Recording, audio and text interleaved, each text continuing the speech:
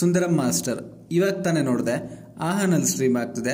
Movie duration ಬಂದ್ಬಿಟ್ಟು 2 hour ಇದೆ. So ನೀವು ಕಂಪಲ್ಸರಿ ಒನ್ ಟೈಮ್ ಆದ್ರೂ ನೋಡಬೇಕು. ಸೂಪರ್ ಆಗಿರೋ ನೇಚರ್ ವ್ಯೂಸ್ ಇದಾವೆ ಈ ಮೂವಿನಲ್ಲಂತೂ.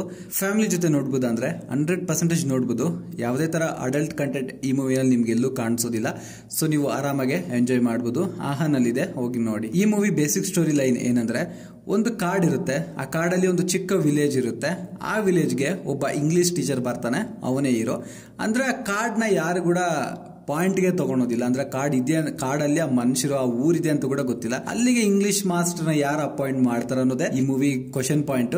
ಮತ್ತೇನೋ ಒಂದು ವಿಗ್ರಹ ಇರುತ್ತೆ, ಸೊ ಅದನ್ನ ಕಾಪಾಡಬೇಕು, ಅದು ಇದು ಅಂತ ಸ್ಟೋರಿ ಆಗುತ್ತಿದ್ದು. ನೀವು ಫುಲ್ ಮೂವಿ ನೋಡ್ರಿ, ಅವಾಗ ನಿಮ್ಗೆ ಅರ್ಥ ಆಗುತ್ತೆ. ನಾನೇ ಇಲ್ಲಿ ಹೇಳ್ಬಿಟ್ರೆ ಮತ್ತೆ ನೀವು ಮೂವಿ ಏನ್ ನೋಡ್ತೀರಾ, ಅಷ್ಟೊಂದು ಇಂಟ್ರೆಸ್ಟಿಂಗ್ ಆಗಿರಲ್ಲ. ಹೋಗ್ಬಿಟ್ಟು ಮೂವಿ ನೋಡ್ರಿ. ಅಂಡ್ ನಂಗೆ ಈ ಮೂವಿನಲ್ಲಿ ಪ್ಲಸ್ ಪಾಯಿಂಟ್ ಅನ್ಸಿದ್ದೇನಂದ್ರೆ, ನೇಚರ್ ವ್ಯೂ ಸೂಪರ್ ಆಗಿದೆ. ಹೇಳ್ಬೇಕಂದ್ರೆ ಮೂವಿ ಸ್ಟಾರ್ಟಿಂಗ್ ಅಲ್ಲಿ ನೇಚರ್ ವ್ಯೂ ಬರುತ್ತೆ. Wow, it is the amazing ಅಂತೀರಾ ನೀವು. ಸೂಪರ್ ಆಗಿದೆ. ಮತ್ತೆ ಆ ವಿಲೇಜ್ ಇದೆಯಲ್ಲ, ಆ ವಿಲೇಜ್ ಅಲ್ಲಿ ಆ ಮನೆಗಳಿರ್ತಾವಲ್ಲ, ಹಳೆ ಕಾಲದ ಮನೆಗಳು ನೀವು ನೋಡಿರ್ತೀರಾ, ಮಣ್ಣಲ್ಲಿ ಕಟ್ಟಿರ್ತಾರೆ. ಆ ಮನೆ ಒಳಗಡೆ ಹೋದ್ರೆ ಸ್ಮೆಲ್ಲೇ ಬೇರೆ.